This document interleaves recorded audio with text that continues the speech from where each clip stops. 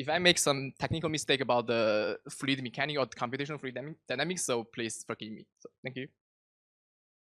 So let's get started. So about the motivation, I want to say that we want to try to do some urban environment simulation, right? So we're trying to construct some building in the urban area, and before you construct a building, you need to do the simulation to make sure that the building is safe and is secure, right? So if you directly perform the DNS, it's simply unaffordable. So let me give you a precise number for how to do this kind of calculation. So even if you do a RES, so with, let's see, 50 million grids and of length 1,000 seconds, so this will usually take several days. So it's simply too expensive to simulate.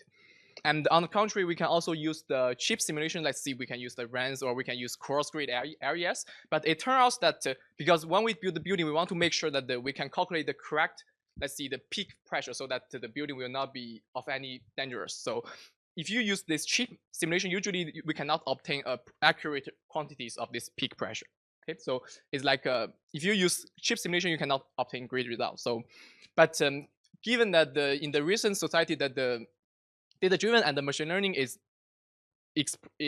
exploding in the computational fluid dynamic society, so we are trying to asking that can we design or can we learn a better SGS model? So based on the data-driven, based on the RES data, so that it can achieve accurate simulation results, even if we simulate on a cross-grid RES. Okay, so we can use cheap simulation workload, but we can also obtain high accuracy results. So this is our beginning motivation. So so things comes to the SGS stress modeling. So actually, there is already tons of work they're working on doing the SGS modeling. So I want to emphasize three key aspects during my study that is very important when we trying to build model to do the SGS modeling. Okay, so the first one is that we think about the SGS stress modeling is we are giving some input. Let's see the filter velocity or the gradient of the velocity, the rate of string tensor, and giving this input, we want to output the stress tensor, right, or something similarly. So this is a mapping from the input feature to the stress tensor. Okay, but if you think about that, let's see the filter velocity is coming from the DNS or the fine-grained RES from the filtering. So actually, this mapping is by definition not non-deterministic. So meaning that if I give you a filter velocity, this may come from different fine-grained velocity. So meaning that actually the map is not well defined or it's a non-deterministic map. So in my slide, I say that the mapping from the filter velocity and the gradient of velocity to the stress actually is a non-deterministic map. Okay, so this is the one key point. And if you recall the classical SGS model like the Smarinsky or the Well model, so basically they are all deterministic, meaning that if I input the filter velocity, you obtain a unique stress tensor. Okay, and also for the data-driven model, so a quick recap of the data-driven model. So they're doing something like what I write here. So they are doing some least square minimization or other kind of minimization. So this tau is the stress tensor obtained from the RES, fine-grained RES or DNS, and the phi is some, let's see, neural network model or random forest model, and you're minimizing this least square loss to obtain a data-driven model.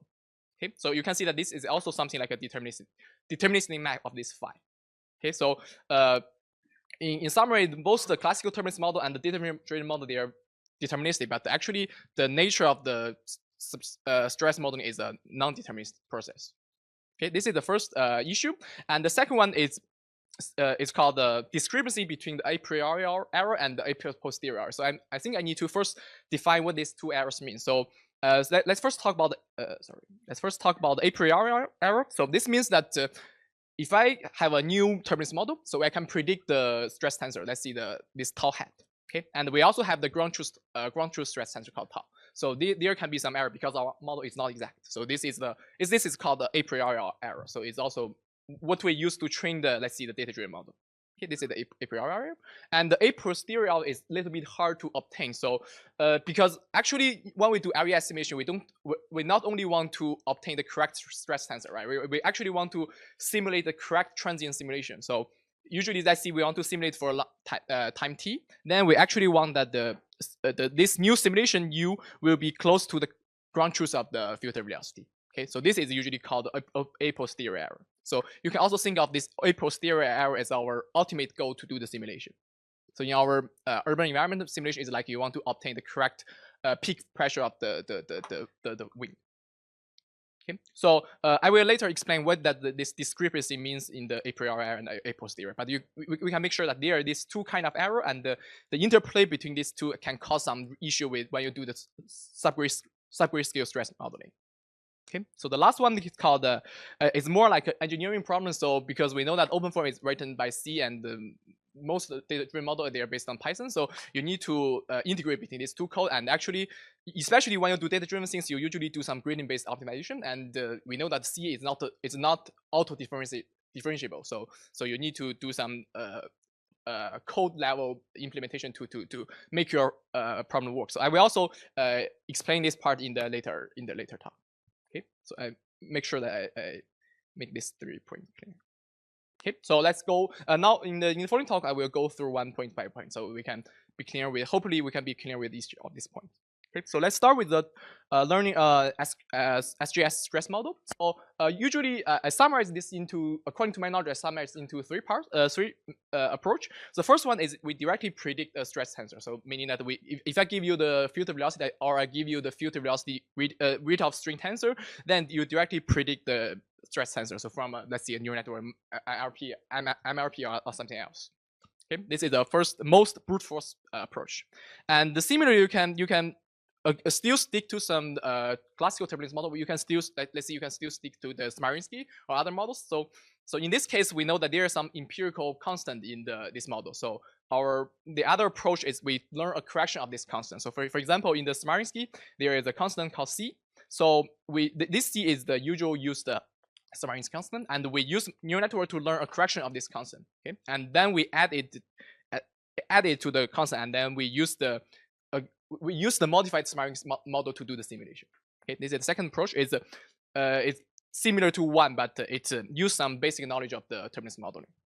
Okay, so the last one actually is I have not seen very well this, so it's also one of the novel point of our approach. So we can also learn conditional generative model from the input feature.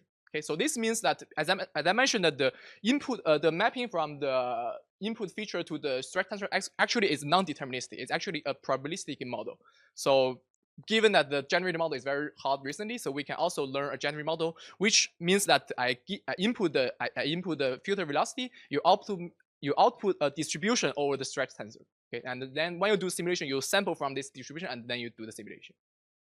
Okay, and the one, because we are focused on three, so I quickly mentioned that for approach 1 and approach 2, usually the approach 1 have a better a priori error as I defined previously, but usually it has a bad a posterior error.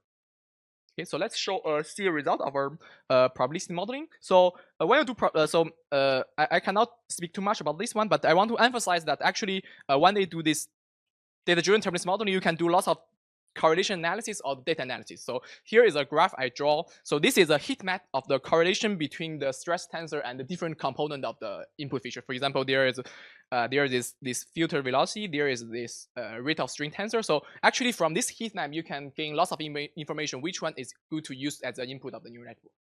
Okay, and go back to our probabilistic modeling. So big problem when people witness when they use the previous two approach is that, so for example, I have a Fourier simulation and I plot the histogram of the stress tensor. They see that the ground truth histogram is different from the histogram generated by their by their stress modeling. So meaning that there is a distribution, a misalignment between the learned model. But in our case, you see that if we train by our probabilistic modeling, you can see that the learned stress tensor and the ground truth are fairly good aligned.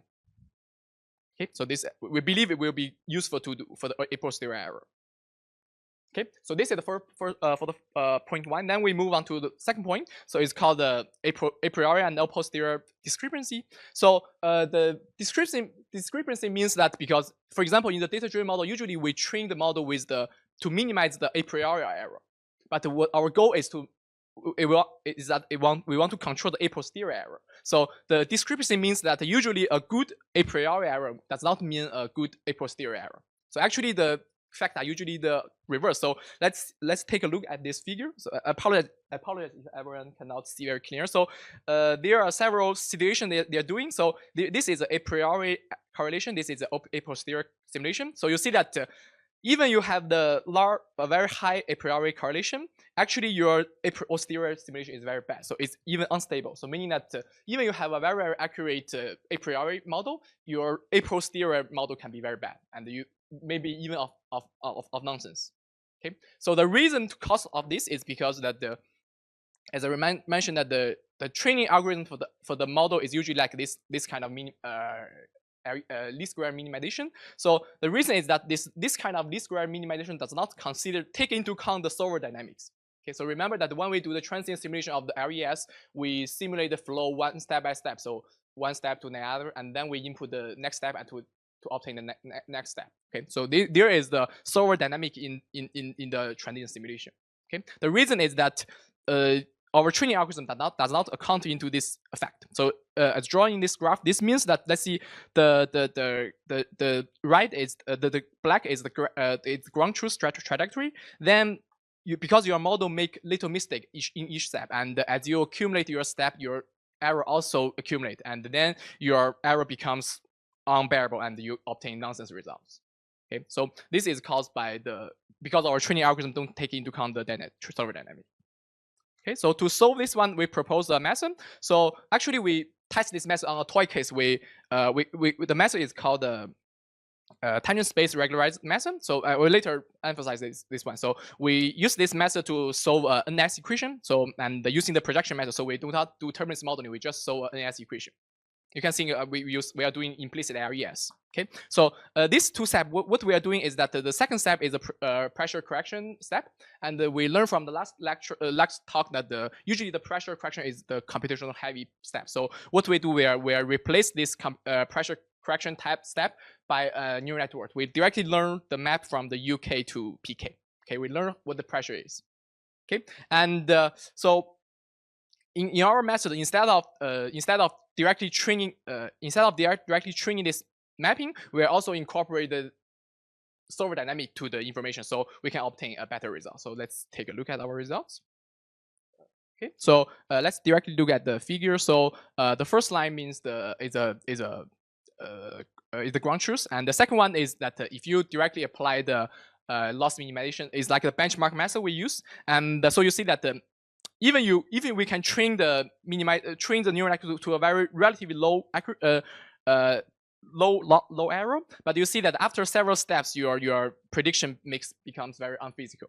Okay, but if you stick to our method, which regularizes some dynamic information into the estimator, you actually obtain some relatively good results.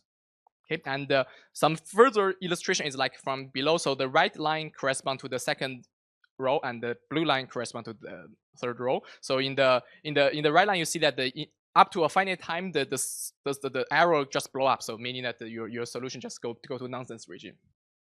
Okay, so if you want to see more information, you can check out our preparing at the archive link here. Okay, so I'm also happy to talk offline. Yeah. So let me go to the last points about the about some engineering part, how to integrate this Python framework or the gradient-based optimization with the open form. So in our previous mention, I mentioned that we need to incorporate the dynamic information into the training. So actually, we need to integrate between the training algorithm and the open form solver. So here is a diagram drawing this picture. So recall that when we do open form simulation, we first have a previous steps information, which is like velocity, and then if you are doing a data-driven turbulence modeling, then you plug in this data into the neural network, and this will output something like either the stress tensor or the correction of some constant, and this gives you the turbulence model parameter. Okay, and then this one is added into the open form solver, and you do the next step, and you predict your next flow configuration. Okay, and for this figure, the solid line, solid arrow means the forward path, means that when we do the simulation, we perform the solid line, and this dashed line means the backward. So meaning that because we remember that when we do the gradient base, we usually use back propagation. So when you really train the network, you need to this dashed line is also calculated.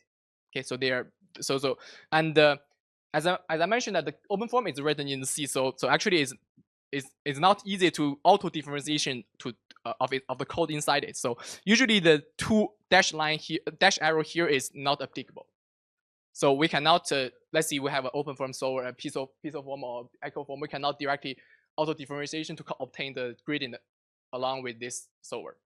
Okay, but because we need this dynamic information to train our model, so we need to come up with a method to address this issue. Okay, so here come our method.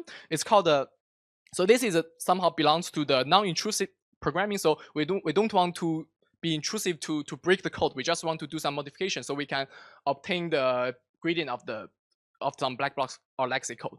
Okay, so the idea is we can just go to the figure. So the idea is like there is the open form solver. Okay, so we also learn another called surrogate.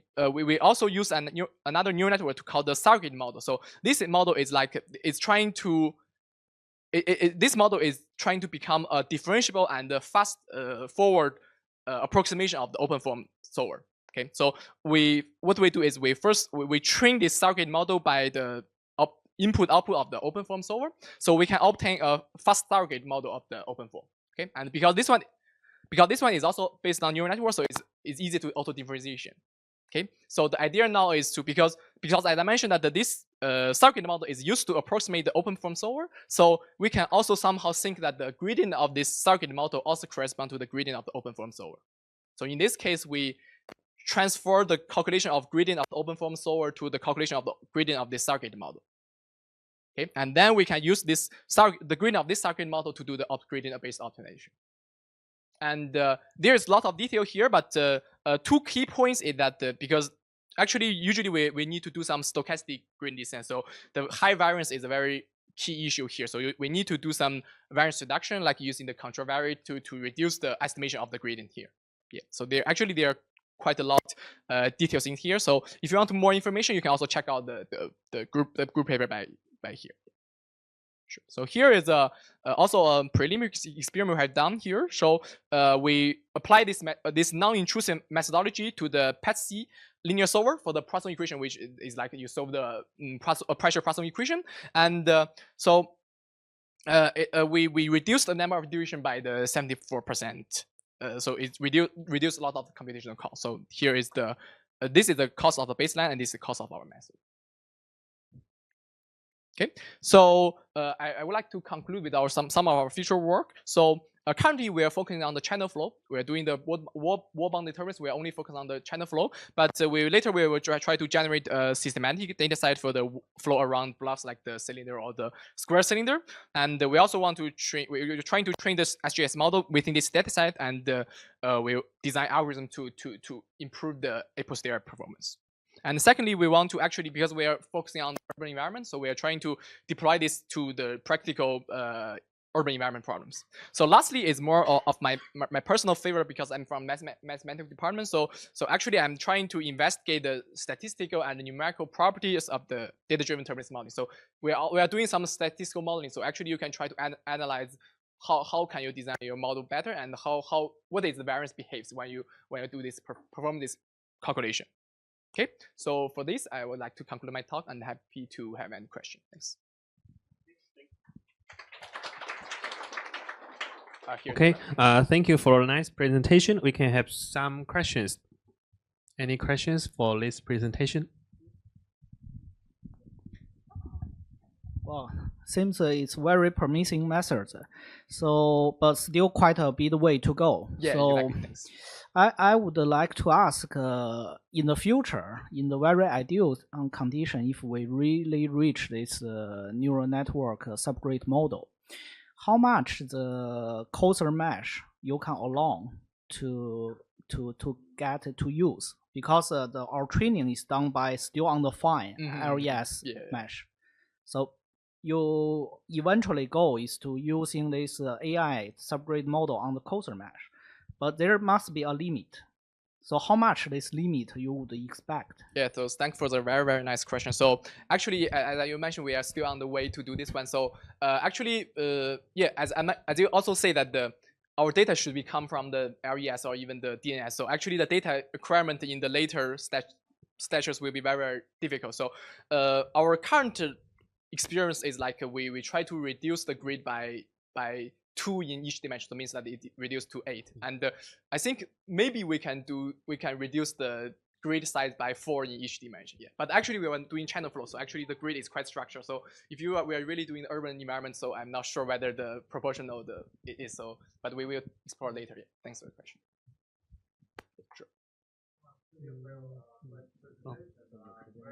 Okay.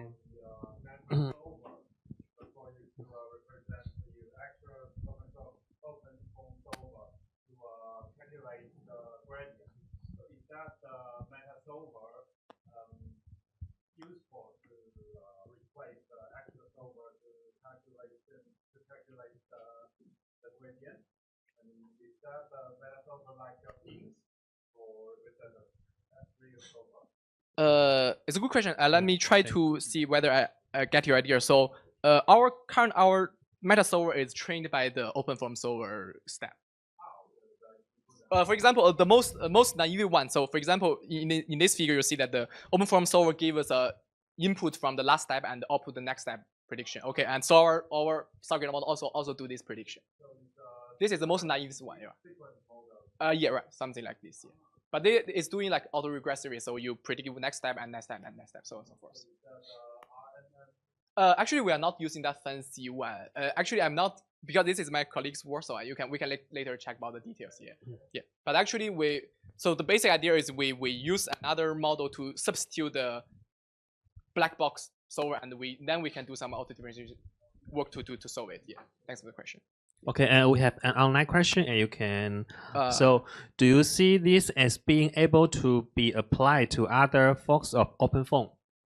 Other what of forks? I think he means versions or any other versions of OpenFOAM except for your current development. Current development, we are currently only focusing. I think we are using the pinpoint form. So.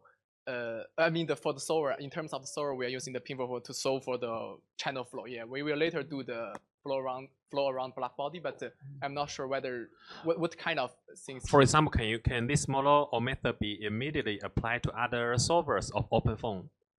For solver, I think it's okay because OpenFOAM, you can specify your turbulence model in your solver, in your case file. But the point is that because we know that in the deep learning, we know that if you train your data on some data set, then your model can only be applied to this kind of situation. So for example, if he's working on maybe other kind of fluid situation, which is very different from the channel flow, then maybe directly apply our model to their case can be quite. So it's database decided. Yeah, exactly. Okay, great. Sure. Thank you again for your presentation.